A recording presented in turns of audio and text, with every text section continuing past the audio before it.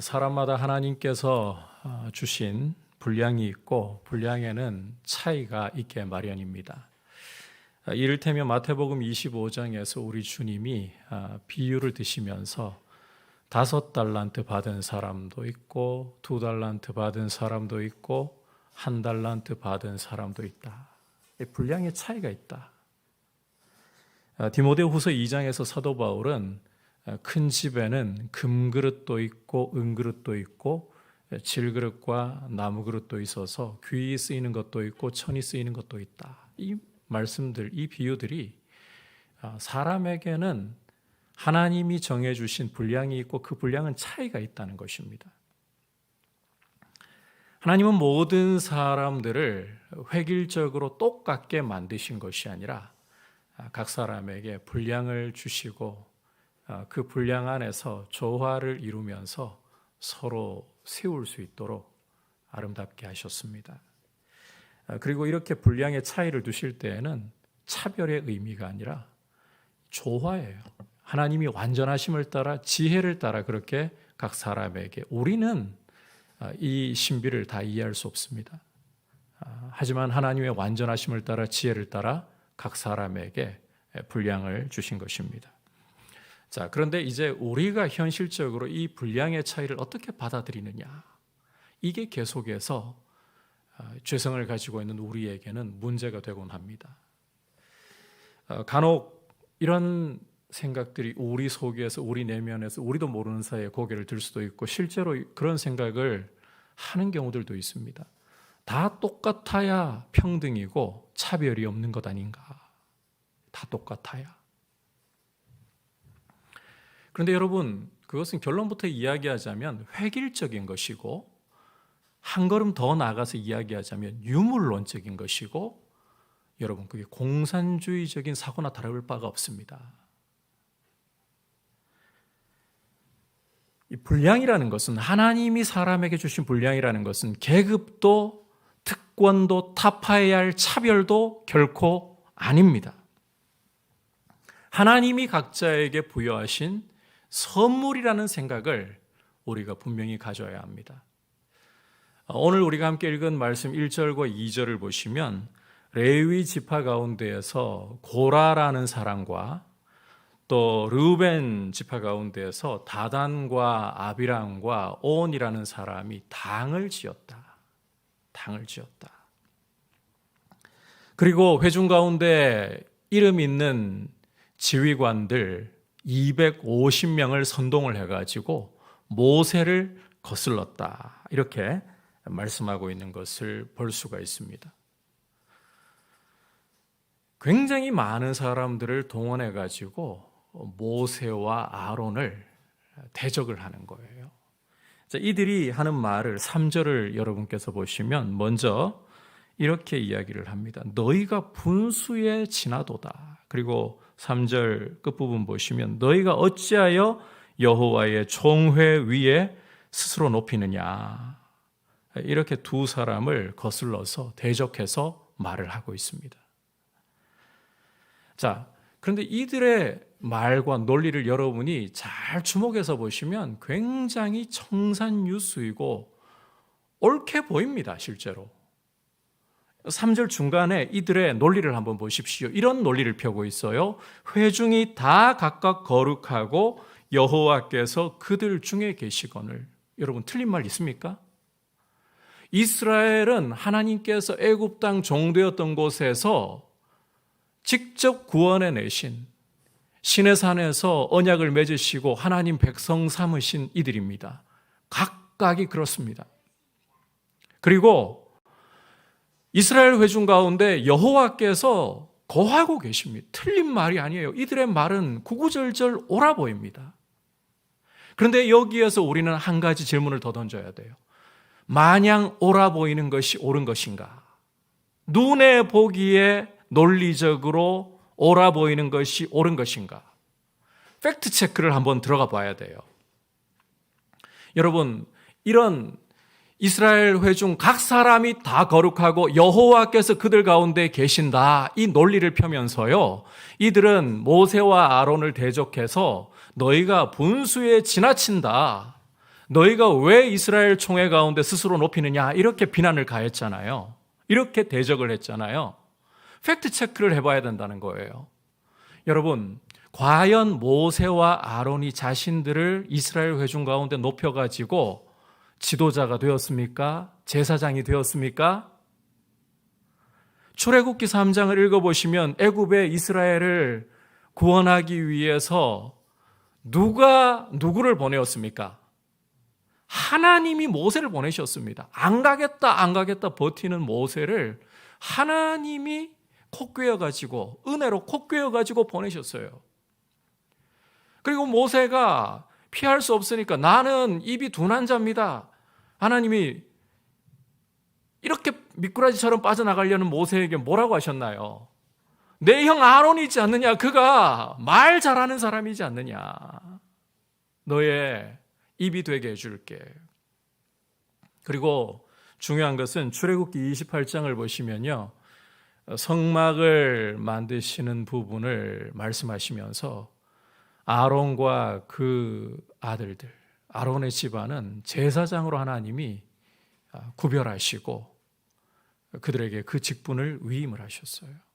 모세와 아론은 자기들 스스로 이스라엘의 지도자가 되겠다고, 제사장이 되겠다고 하나님께 주장한 적도 없고 요구한 적도 없고, 하나님이 이 두 사람을 이스라엘의 지도자로, 제사장으로 세우셔서 이스라엘 회중들을 출애굽함과 더불어 가나안에까지 가는 일을 맡겨주신 것입니다. 이렇게 사실을 체크를 해보면요, 이 고라와 다단과 아비람의 비난이 옳지 않아요. 눈으로 볼 때는 이스라엘 회중 각 사람이 다 거룩하다. 맞아요. 거룩해요. 여호와께서 그들 중에 계신다. 맞아요. 여호와께서 그들 중에 계셔요. 그런데 너희가 너무 분수에 지나치다. 왜 이스라엘 총회 위에 스스로 높이느냐? 틀렸어요.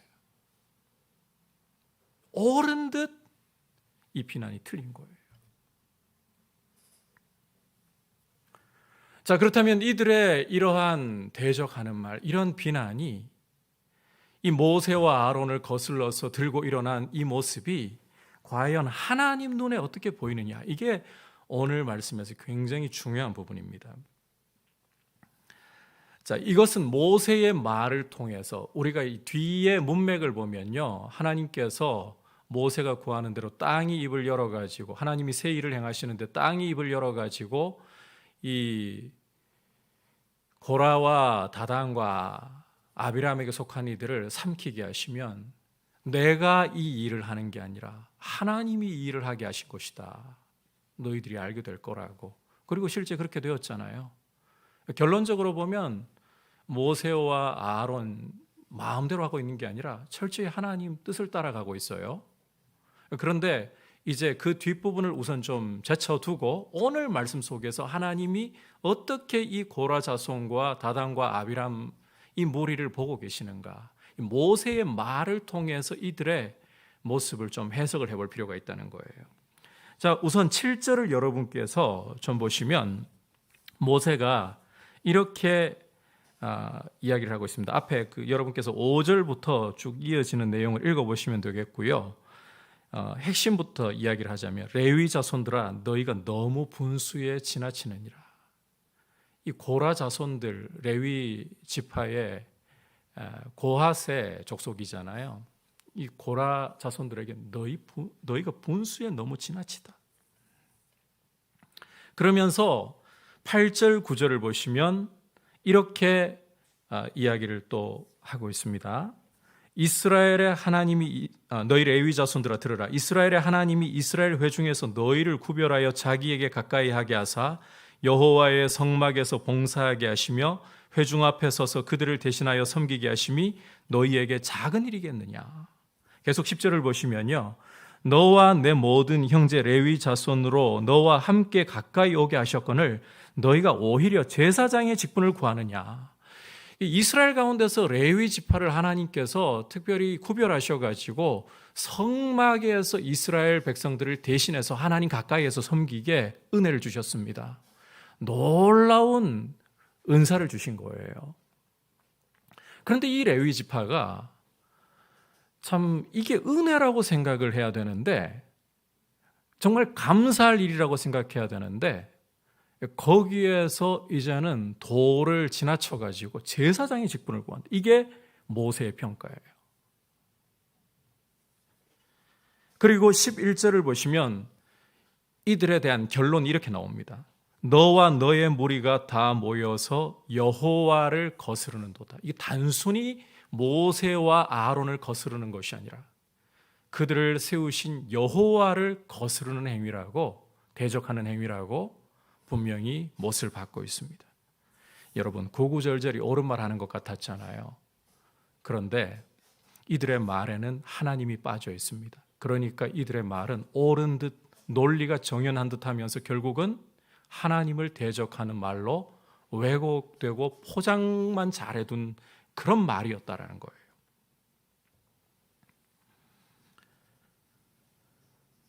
여러분, 이 모세의 말을 통해 가지고 이들의 모습을 진단을 해보면 이들에게서 굉장히 이런 교만으로, 이 교만이에요. 결론부터 이야기하면 이 교만으로 흘러간 데는 굉장히 중요한 원인이 하나 있습니다. 은혜를 망각했다는 겁니다. 은혜를 망각했다.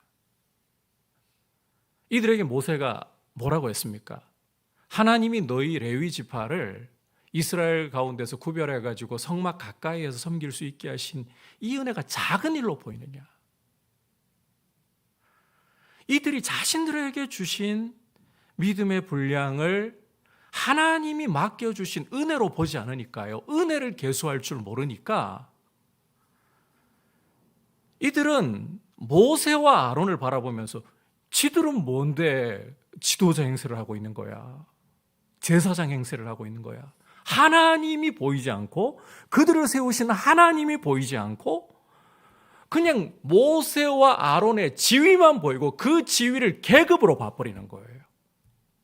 특권으로 생각하면서 철폐해야 할 차별로 보기 시작하는 거예요. 여러분, 이 은혜를 계수할 줄 아는 게 굉장히 중요한 시선입니다. 이들은 자신에게 주신 은혜를 망각해버렸습니다. 자신에게 주신 은혜를 계수할 줄 몰랐습니다. 그러니까 애꿎은 모세와 아론을 트집 잡는 거예요. 하나님이 안 보이고 그 은혜가 안 보이니까 이들은 교만한 눈으로, 그들의 눈이 다 가려진 모습으로 모세와 아론을 비난하고 대적하는 거예요. 그러면서 결국 이들은 누구를 대적했다고요? 하나님을 대적했다. 오늘 우리에게 참 중요한 태도가 무엇인가 하면 하나님이 보이는 눈입니다. 그리고 하나님의 은혜를 계수할 줄 아는 눈입니다. 이것이 우리를 겸손하게 만들어요. 여러분, 은혜를 계수할 줄 모르고 은혜를 잊어버리게 되면 하나님 안 보입니다. 사람만 보입니다. 우리가 주님의 몸된 교회를 섬기면서도 우리 시선이 하나님을 잃어버리잖아요. 하나님이 우리에게 베풀어 주신 은혜를 잊어버리잖아요. 그러면 사람만 보게 돼요. 교회 안에서 하나님이 세우신 직분도 계급으로 보는 거예요. 하나님이 각 사람에게 맡겨주신 은사도 교회를 세우라고 서로 어우러져서 서로 보완하면서 가야 할, 몸을 고르게 할 하나님의 역사로 보는 것이 아니라, 왜 쟤는 나보다 뭐 특별히 잘난 것도 없어 보이는구만, 이러면서 끌어내릴 그런 문제로 보기 시작하는 거예요.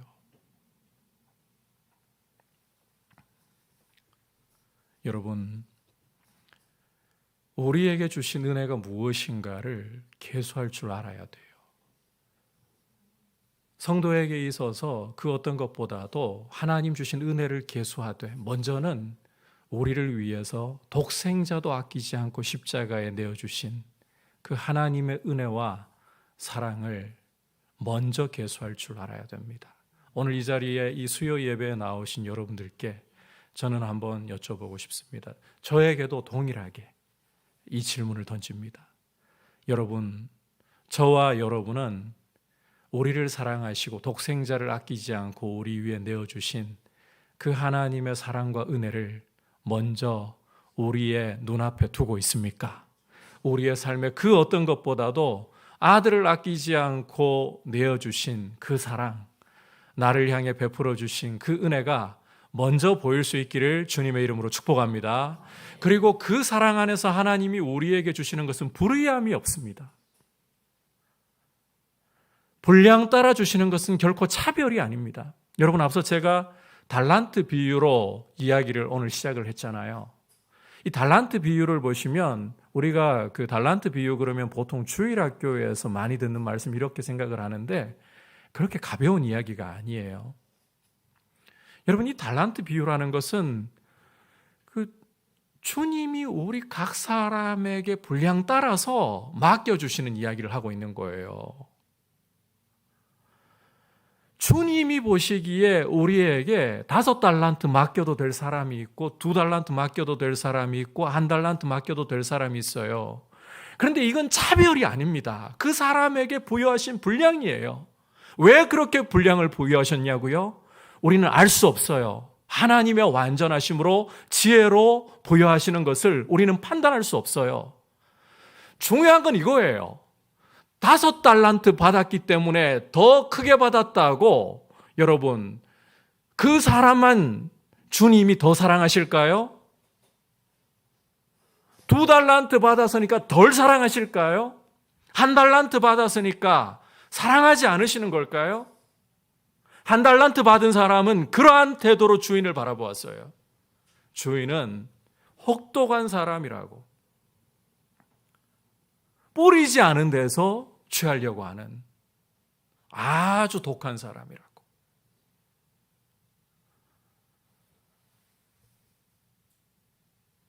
차별로 본 거예요. 주인의 그런 행위를 차별로 여긴 거예요. 그런데 주인이 5달란트 받은 사람이 가서 장사해서 5달란트를 남겨오고 2달란트를 받은 사람이 가서 2달란트를 남겨오고 그들을 칭찬하는데 보면요, 헬라어 원문으로 봐도 토시 하나 안 틀리고 똑같습니다. 잘하였도다 착하고 충성된 종아, 내가 작은 것에 충성하였으니 주인의 즐거움에 참여할지어다. 똑같아요, 평가가. 이게 차별인가요? 아니라는 거죠. 그런데 하나님의 은혜를 망각하기 시작하고 하나님을 우리 시선에 두지 않으면 왜 나한테는 이런 눈에 띄지도 않는 은사,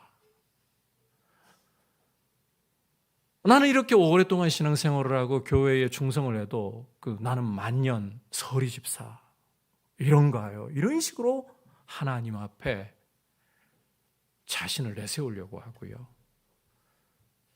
성도를 향해서 시기 질투를 보이고요. 결국은 하나님을 향한 원망을 그렇게 드러내는 거예요. 오늘 이 고라 자손과 다단과 아비람, 이 사람들은 구구절절 옳은 소리 하는 것 같습니다. 그런데 진짜 하나님을 못 보고 있습니다. 우리의 눈이 하나님이 보여야 하고, 하나님은 독생자를 주시기까지 우리를 사랑하시고 우리를 은혜로 그 완전하신 지혜와 사랑으로 대하시는 분이시다. 이 사실이 보일 수 있기를 축복합니다. 이 사실이 보이려면요, 우리가 오늘 모세를 통해서 이 부분을 좀 살펴볼 필요가 있어요. 여러분, 이 모든 이게 굉장히 실은 급박하게 돌아가는 상황입니다. 한번 생각을 해보십시오. 지금 고라와 다단과 아비람과 온이 당을 지어가지고 이스라엘 지휘관들 250명 그랬습니다. 각 지파의 유명한 지휘관들 250명. 이게 말이 지휘관 250명이지 그러면 각 지파가 다 어떤 상황이겠습니까? 들썩들썩 요동하고, 이게 원망과 불평이라는 건요, 들불처럼 번져나가요. 백성들의 마음도 모세와 아론에 대한 비난이 일어나려고 할 수 있는 절체절명의 위기라는 거예요. 이럴 때 여러분 모세가 어떻게 하고 있는가, 우리가 이 모세의 행동을 주목해 봐야 되는데, 첫 번째로 보여주는 행동은 4절을 한번 보십시오. 모세가 듣고 어떻게 했다고 말하고 있습니까? 엎드렸다가라고 하고 있어요.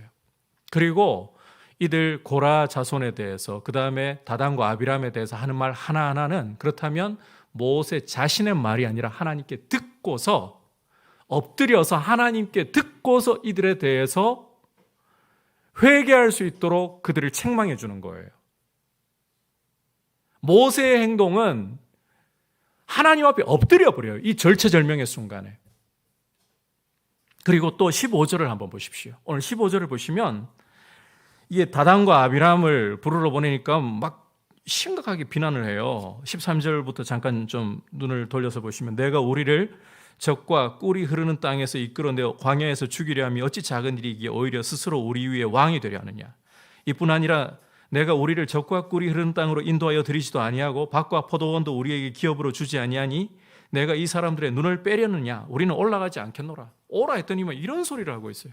언제 모세와 아론이 가나안 땅에 가지 마라 했던가요? 정탐꾼 보내놨더니 자기들이 아낙 자손 앞에 우리는 메뚜기라 애굽으로 돌아가자 이러지 않았습니까? 그래서 하나님이 치심을 보지 않았습니까? 그런데 이런 소리를 하고 있어요. 모세가 이때는 정말 열불이 터지는 상황이에요. 그래서 15절을 보시면 심히 노하여라고 했어요. 심히 노하여. 여러분, 위대한 지도자는 화 안 내는 사람 아닙니다. 감정 없는 사람 아닙니다. 인간이에요. 감정이 올라와요. 그런데 그 다음이 중요해요. 뭐라고 했습니까? 여호와께 여짜오되라고 했어요.